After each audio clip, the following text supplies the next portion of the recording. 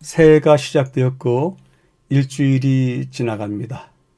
매스컴과 신문지면은 올 한 해를 전망하는 가운데 온갖 비관적인 이야기들을 채워나갑니다.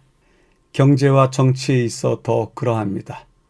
세계 정치의 면면을 이야기하는 마태복음 24장 6절은 난리와 난리 소문을 듣겠고라고 말씀하시는데, 이를 조금 더 풀었으면 전쟁을 치르는 소리와 전쟁으로 위협하는 소리를 듣겠다라고 말씀하십니다.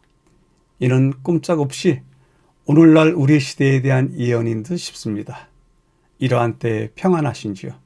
전쟁 이야기들을 뒤로 하더라도 우리의 생활은 나아지지도 안정적이지도 않은 채 마치 요동치는 파도 위에 올라타 있는 듯이 위태롭기만 합니다. 이러한 때 성경 말씀이 우리에게 위안이 됩니다. 세초부터 세말까지 내 하나님 여호와의 눈이 항상 그 위에 있느니라. 신명기서 11장 12절의 허락이 올 한 해 우리 모두에게 임하시기를 기대해 봅니다. 제2과의 제목은 우리와 맺은 하나님의 언약입니다. 2021년 2기에 영원한 하나님의 언약을 다룬 적이 있습니다마는 오늘 소개하는 언약은 한 인간으로서 하나님과 맺는 긴밀하고도 내밀한 언약을 말합니다.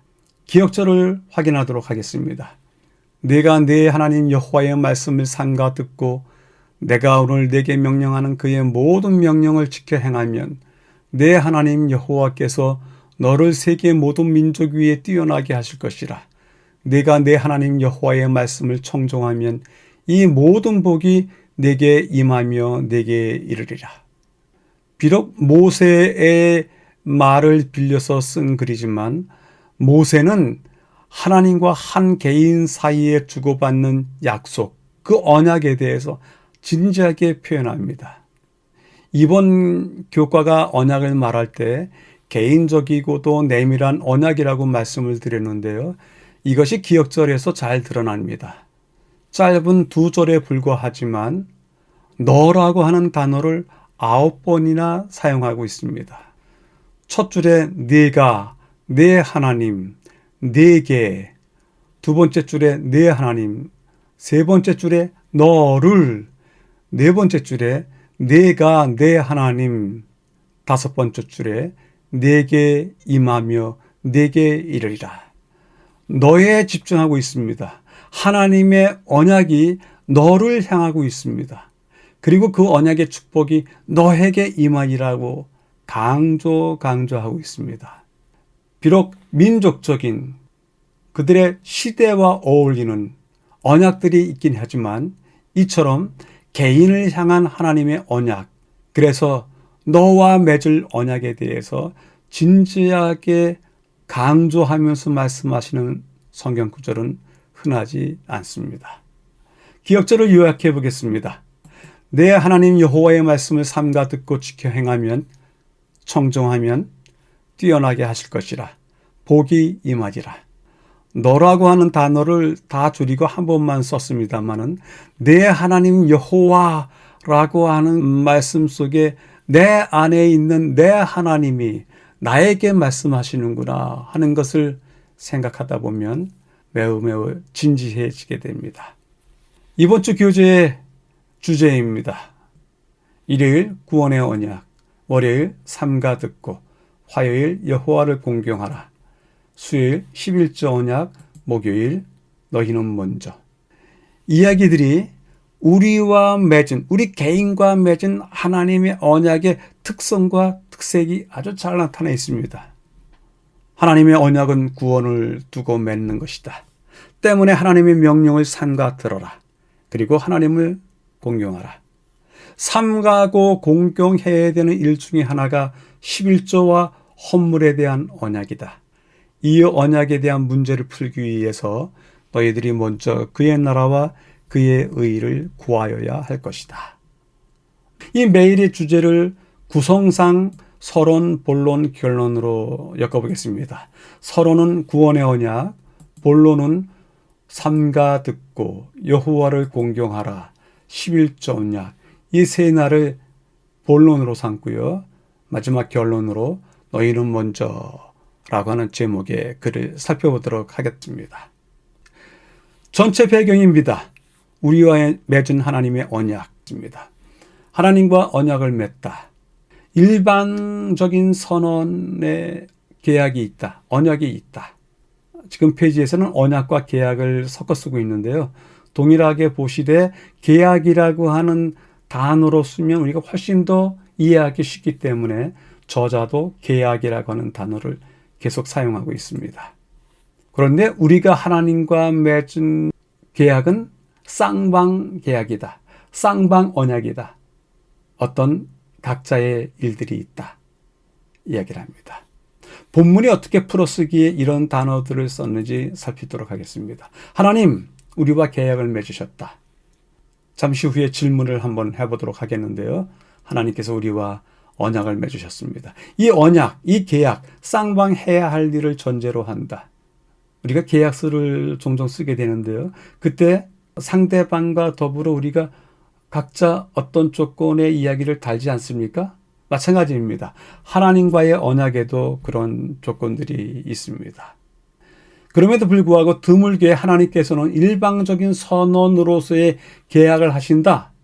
이것은 하나님께서 만유의 책임을 지시는 모습이다. 예를 들어서 하나님이 그 해를 악인과 선인에게 비추신다. 비를 의로운 자와 불의한 자에게 내려주신다. 이것은 어떤 특정한 대상이 아니라 모두에게 그들 가르지 아니하고 그들 자체에 주시는 행동의 선언입니다. 일방적인 선언이십니다. 만유에 대한 책임을 지시고 계시기 때문에 그렇게 하십니다. 땅에 있을 동안에 심음과 거둠이, 추위와 더위가, 여름과 겨울이, 낮과 밤이 쉬지 않겠다. 우리가 어떠한 행동을 하든지 간에 이것들은 상관이 없습니다. 하나님께서 삶을 위해서 만들어준 기본적인 환경입니다. 그럼에도 불구하고 하나님과 그분의 자녀들 각자 할 일, 의무가 있다. 하나님의 의무, 인간의 의무. 특별히 하나님께서는 은혜를 베푸시고 인간은 그 은혜를 의무로서 행해야 될 일이 있다. 그래서 쌍방 언약에 이 두 가지가 교체하고 있다. 전체 배경을 요약해 본다면요. 하나님께서 인간과 쌍방 언약 맺으셨다. 이번 주서부터는 이 요약하는 부분에 질문을 하나씩들 던져보려고 합니다. 그 첫 번째 질문입니다. 창조주 하나님과 피조물 인간 사이에 언약이 성립될 수 있을까? 제가 일부러 창조주, 피조물, 신분에 대해서 이야기를 했는데요. 창조주와 피조물 사이에 언약이 있다. 누가 더 이익이고 누가 더 손해일까요? 누가 더 큰 책임을 지고 누가 조금만 또한 책임을 질까요? 이런 여러 가지 방식으로 물어보시면서 창조주 하나님께서 피조물인 우리들에게 언약을 맺으셨을 때 기본적인 조건들이 어떻게 성립되어 있는가 살펴보시게 되기를 바랍니다. 이제 첫째 날입니다. 구원은 일방적인 것이 아니다. 그렇습니다. 그 구원에 대한 이야기를 펴고요. 바울의 증언을 들어보도록 하고요. 역시 바울의 증언인데 구원, 그것은 율법의 행위가 아니고 믿음을 통해서다. 과연 어떤 이야기들이기에 이런 주제들을 가지고 썼을까요? 그리스도의 죽음, 그것은 모든 사람들의 구원, 그것을 가능하게 했습니다. 그리스도의 죽음으로 말미암아 우리도 구원을 받고 또 죄인들도 구원을 받을 수 있는 기회가 제공이 되었습니다. 그렇지만 누구에게나 똑같이 제공되는 것은 아닙니다. 어떤 사람들은 그리스도의 죽음 때문에 모든 사람들이 다 구원을 결국 받게 될 것이다 라는 믿음을 가지고 있고 이것을 만인 구원설이라고 부릅니다. 그러나 주님께서는 그렇게 말씀하시지 않으셨습니다. 그분께서 모든 인류를 위해서 돌아가셨지만 많은 사람이 멸망과 영원한 죽음으로 이끄는 넓은 길로 갔다. 그렇게 말씀을 하십니다. 예수님께서 주시는 구원이라는 선물에 대해서 무엇이라 말하는지 성경절을 함께 같이 보도록 하겠습니다. 요한일서 5장 13절, 내가 하나님의 아들의 이름을 믿는 너희에게 이것을 쓰는 것은 너희로 하여금 너희에게 영생이 있음을 알게 하려 함이라. 마태복음 10장 22절, 끝까지 견디는 자는 구원을 얻으리라. 요한복음 6장 29절, 하나님께서 보내신 이를 믿는 것이 하나님의 일이라. 베드로후서 1장 10절, 부르심과 택하심을 굳게 하라. 우리 주 곧 구주 예수 그리스도의 영원한 나라에 들어감을 넉넉히 너희에게 주시리라. 이 네 성경절이 모두 이야기하는 것은 구원의 언약이 가지고 있는 어떤 탁월성이라고 할까요? 맨 처음에는 너희에게 영생이 있다, 그렇게 이야기하고, 두 번째는 끝까지 견디는 자, 세 번째는 하나님께서 보내신 이를 믿는 자, 마지막으로는 부르심과 택하심을 굳게 하라. 우리 주 곧 예수 그리스도의 영원한 날에 들어감을 넉넉히 너희에게 주시리라. 하나님의 은총을 우리가 헤아려 볼 수 있습니다. 바울은 이야기한다고요, 언약의 쌍방적인 본질을 잘 이해하고 있다고요. 그래서 그의 고백 중에서는 선한 싸움을 싸우고 달려갈 길을 달리고 가고 믿음을 지켰다, 이렇게 표현을 하고 있는데요. 그 표현도 너무 중요한 성경절이기 때문에 함께 같이 보도록 하겠습니다. 관제와 같이 벌써 내가 부음이 되고 나의 떠날 기약이 가까웠도다.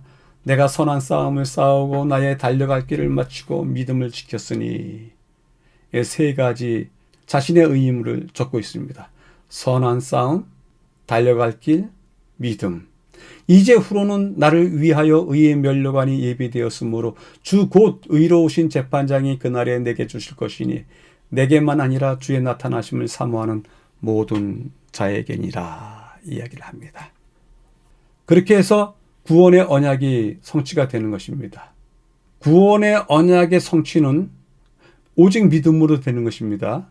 선한 싸움을 싸우고 달려갈 길을 마치고 믿음을 지키는 것, 그 믿음으로 되는 거예요. 그런데 우리가 본문에서도 강조하는데 행위가 아니다, 믿음이다.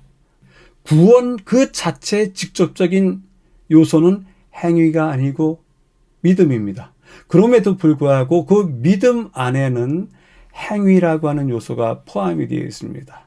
그래서 구원은 오직 믿음으로만 받는다라고 진술하는 것은 정확한 진술입니다. 그리고 그 뒤에 한 줄 더 더해도 됩니다. 믿음 안에는 구원을 받는 행위가 포함된다.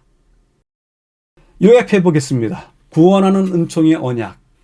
인간들은 달려갈 길을 마치는 것, 그것이 그의 의무이다. 본문에 나왔던 것 중에서 설명은 했습니다만은 한 번 더 되새겨보기 위해서 질문을 던져보겠습니다. 구원은 오직 믿음으로? 그렇다면 행위는 어떻게 평가해야 되는 것인가?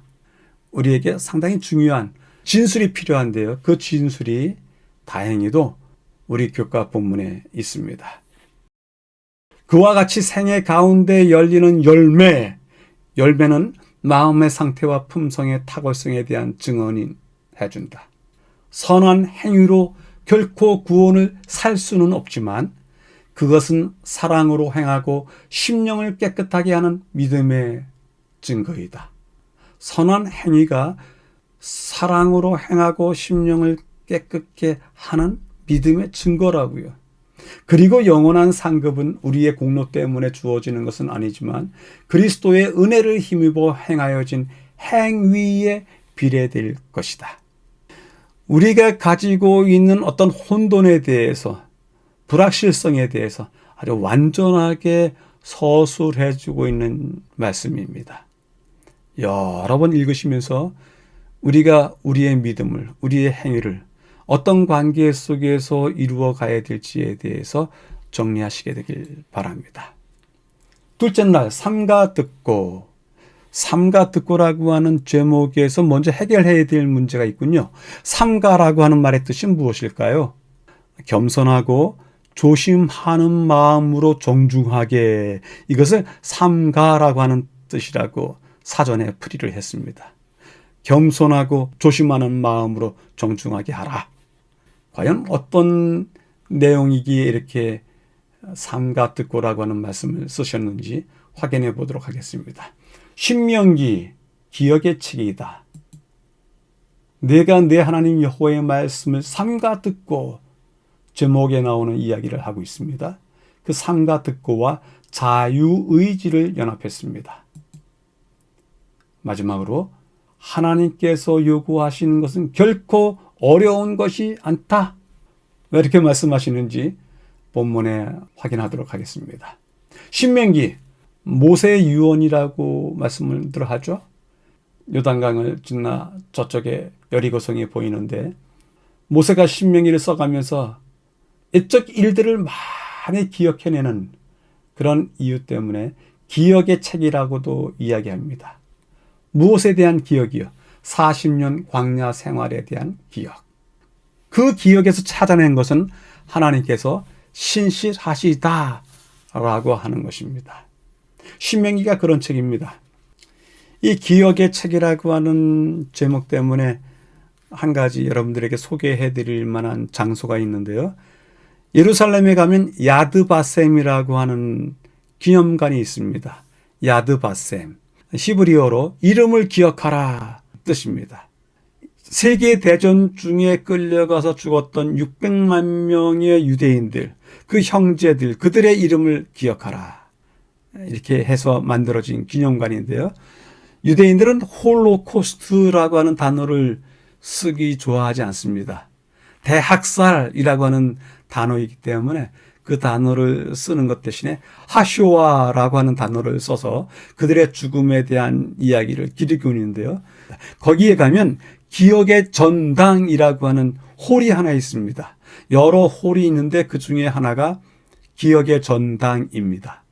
그 기억의 전당에 가면 여러 글귀들이 써져 있는데요. 그 글귀들 중에서 아주 유명한 글귀가 있습니다. 역사를 잊으면 또다시 유배를 떠난다. 결코 잊지 말라. 이런 글귀들이 그 안에 있습니다. 자, 삼가 듣고 그리고 그것을 자유의지와 연결했는데요. 삼가 듣다. 왜 삼가 들어야 되죠? 왜 그렇게 겸손하게 조심하는 마음으로 정중하게 들어야 되죠?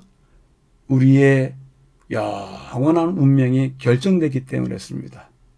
우리의 영원한 운명은 하나님의 말씀에 대한 태도로 말미암아 결정지어집니다. 그렇기 때문에 우리가 삼가 들을 때 우리의 모든 의지를 다해서 우리 스스로가 원해서 우리 스스로가 택해서 말씀들을 들어야 됩니다. 우리 자유의지를 다 활용해야 됩니다.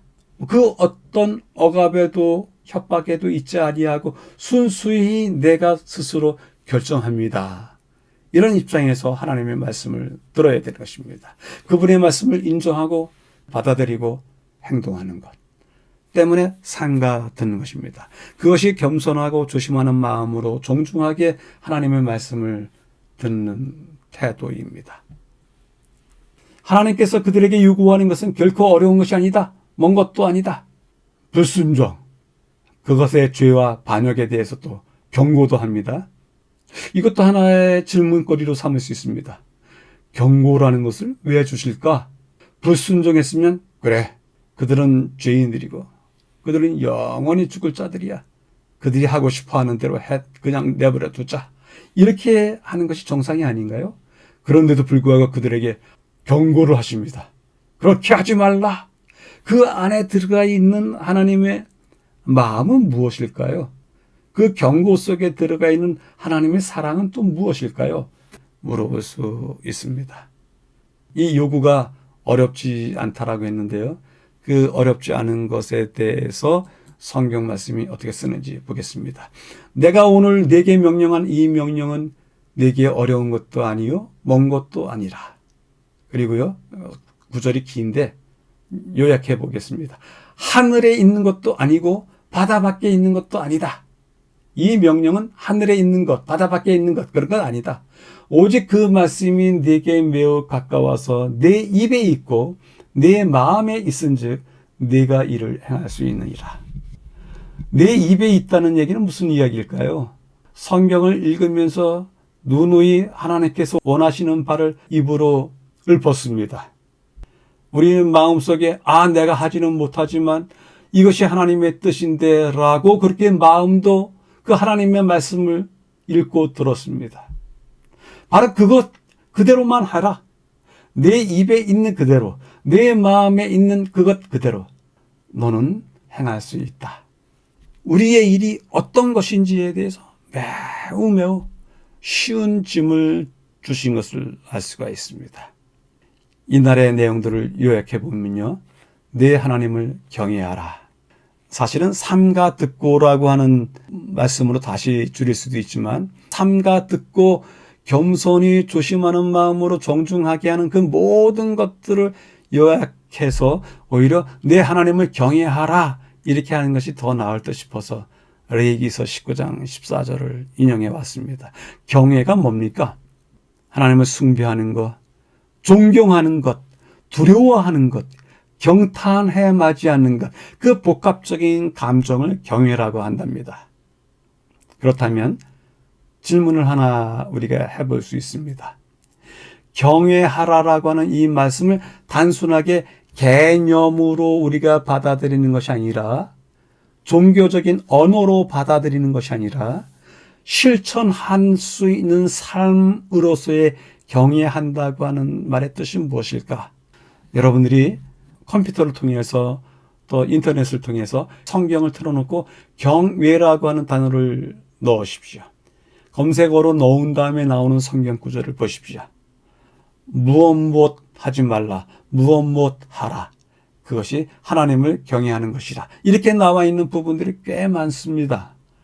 그래서 경외한다라고 하는 말에 우리의 실천적인 삶이 어떤 것인지 찾아볼 수 있습니다.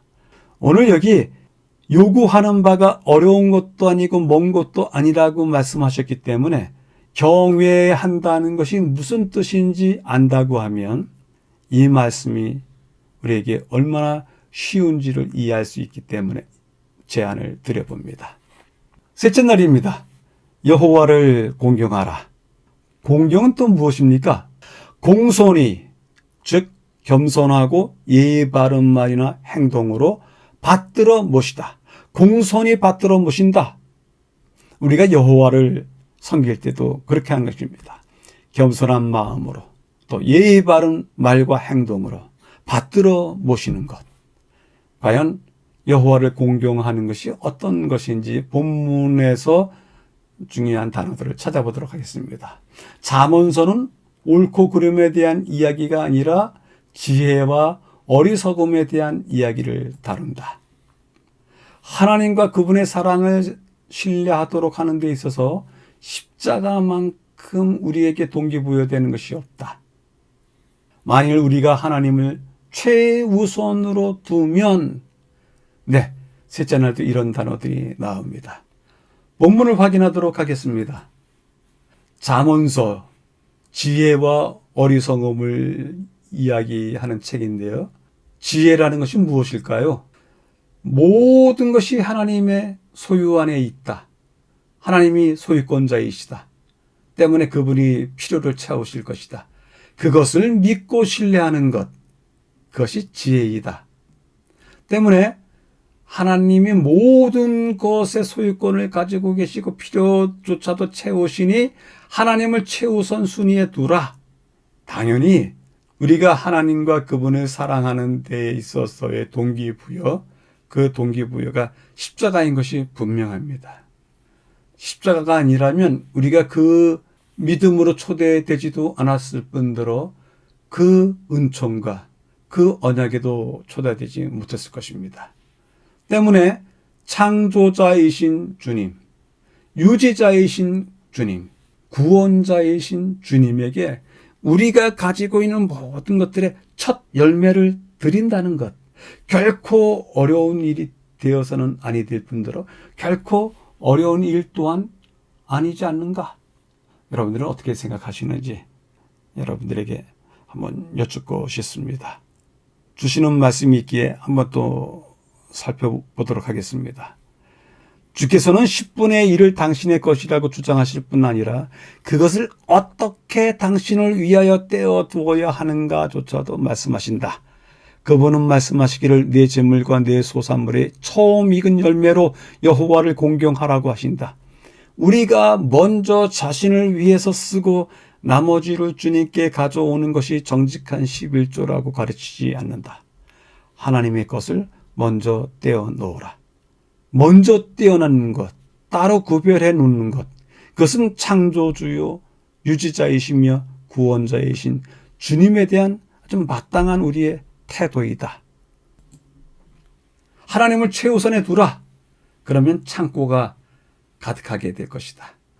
하나님을 최우선 두고서 우리가 살아갈 때 우리가 세우는 계획들, 특별히 재정적인 계획들, 그리고 우리가 우리 삶에 대한 책임들, 거기에 대해서 하나님께서 축복하실 것이다. 최우선 두라. 요약이 그렇습니다. 최우선 자리에 비우라. 그 최우선 자리에 하나님을 모시다. 최우선이라고 하는 단어를 보게 되니까 지금 세상에 있는 어떤 구호를 생각하게 됩니다. America First라고 하는 단어가 있습니다. 미국 우선주의라고 하는 구호가 있습니다. 지난번 대통령이었던 트럼프 시대 때서부터 이 단어가 있었습니다. 지금도 여전히 이 단어가 사라지지 않고 있는데요.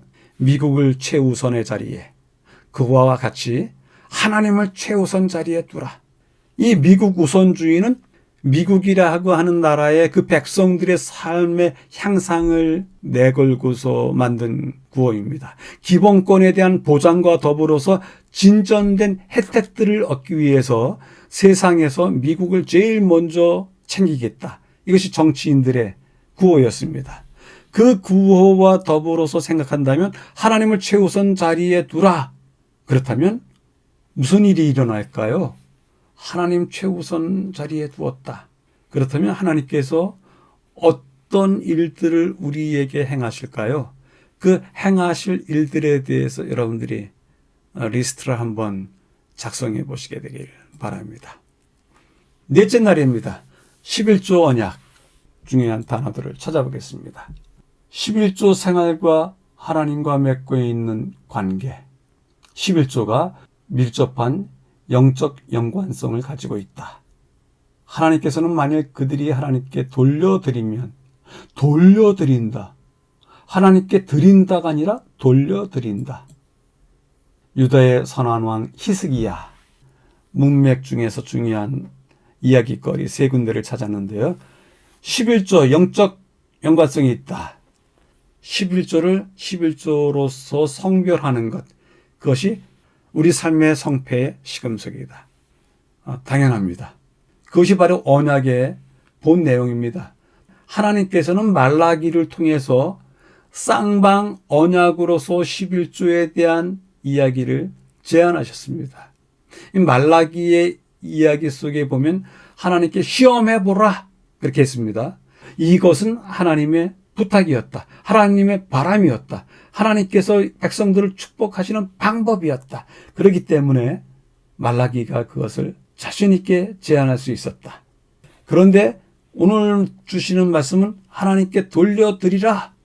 돌려드린다는 것은 원래 주인에게 다시 간다는 뜻 아니겠습니까?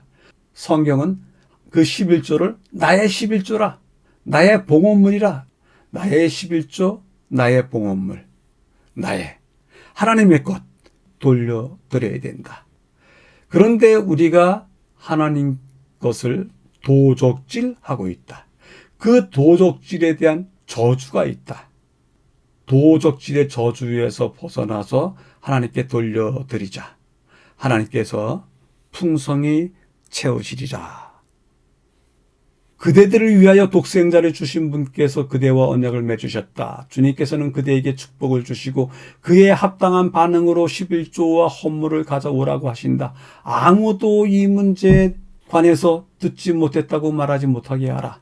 11조와 헌물에 관한 하나님의 계획은 말라기 3장에 분명히 기록되어 있다. 하나님께서는 인간 대리자들에게 그들과 맺은 언약에 충실하라고 요청하신다. 선왕 히스기야에 대한 이야기가 있군요. 히스기야를 등장시킨 까닭은 히스기야의 시대는 순종의 시대였다 때문에 남방 유다가 그 당시에 부흥하는 시기가 되었다. 특별히 11조와 헌물을 너무너무 많이 가져오기 때문에 성전에 수백이 쌓였다. 헌물들이 이렇게 수백이 쌓였다라고 하는 표현이 나올 때는 선한왕 히스기야 때하고 광야에서 성막을 지을 때 그들이 너무너무 많이 가져왔더라 하는 표현이 있습니다.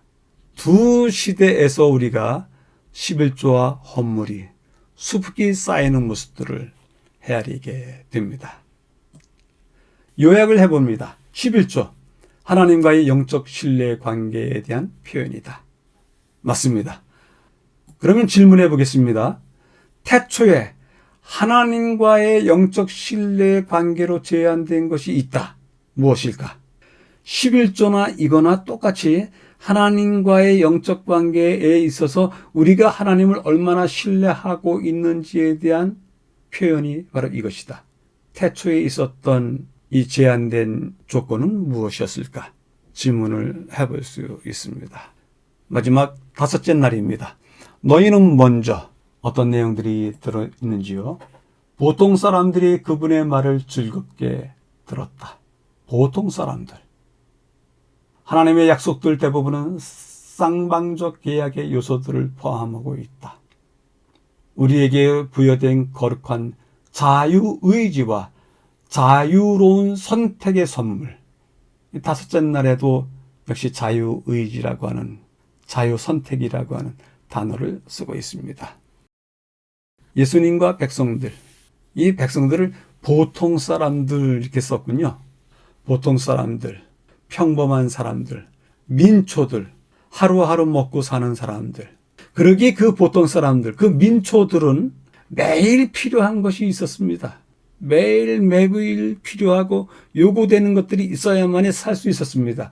그런데 그들에 대해서 주님께서 말씀하십니다. 얘들아, 일단은 우선은 내 말을 들어보라.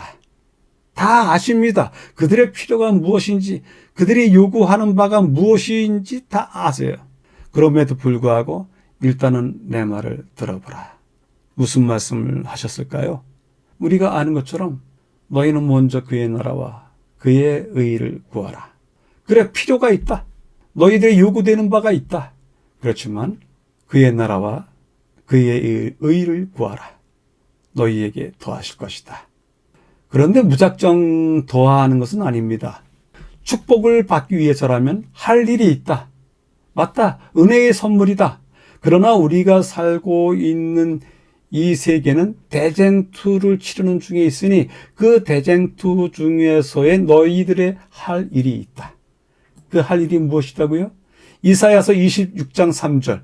심지가 견고한 자, 그가 주를 신뢰함이라. 심지를 굳게 하는 자, 즉 주를 신뢰하는 자. 우리 죄를 사하시며 우리를 모든 불의에서 깨끗하게 하실 것이다. 만일 우리가 우리의 죄를 자백하면 하나님께서 그렇게 하실 것이다. 조건이 되죠? 평강하도록 해주겠다. 심지가 견고한 자. 그가 주를 신뢰하기 때문에. 죄를 자백하면 사해주겠다. 깨끗하게 해주겠다. 악한 길에서 떠나 스스로 낮추고 기도하여 내 얼굴을 찾으면 내가 하늘에서 듣고 그들의 죄를 사하고 그들의 땅을 고칠지라. 본문에 주어진 세 성경절들이 그러한 쌍방의 계약 조건들에 대해서 이야기하고 있습니다. 그러한 계약이 있으니 너희들은 너희 자유의지를 그리고 자유로운 선택권을 사용하라. 나는 억지로 하지 않는다. 너희들이 원하지 않으면 너희들 원하지 않는 대로 하라.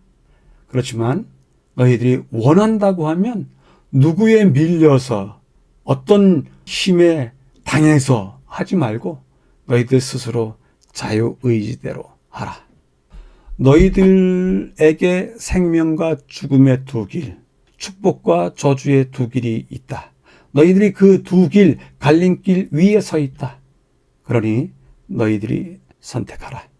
다섯째 날을 요약해 보겠습니다. 백성들의 필요를 알고 있다. 그의 나라와 그의 의를 구하라. 이것이 먼저이다. 그리고 이런 것들을 할 때 자유의지를 사용하라. 물어봅니다. 우리는 언제나 자유의지를 사용하고 있는지요? 자유의지라는 것이 너무너무 쉽게 죄된 유혹들에 대해서는 끌려가지 않는가 생각이 들고요.